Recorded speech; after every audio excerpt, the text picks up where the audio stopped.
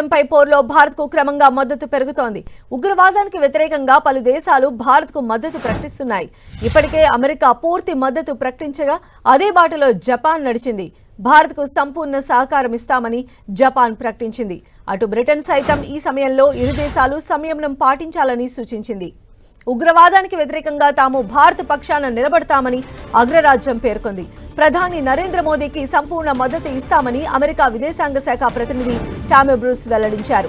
America ఉపాధ్యక్షుడు JD Vance కూడా ఉగ్రవాదం విషయంలో భారత పక్షాన్ని స్పందించారు. ఉగ్రవాదానికి వ్యతిరేకంగా భారత్ చేసే పోరాటంలో అమెరికా అవసరమైన సహాయ సహకారాలు అందిస్తుందని ఆయన భరోసా ఇచ్చారు.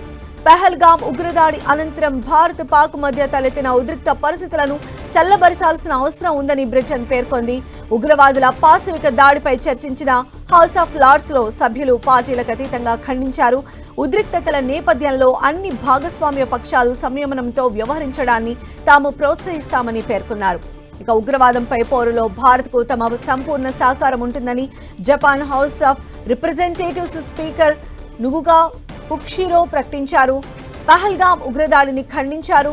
భారత పర్యటనకు వచ్చిన ఆయన లోక్సభ స్పీకర్ ఓం బిర్లాతో చర్చలు జరిపారు. ఈ సందర్భంగా ఉగ్రవాద నిర్మూలనలో భారత్కు తమ సంఘీభావం తెలిపారు.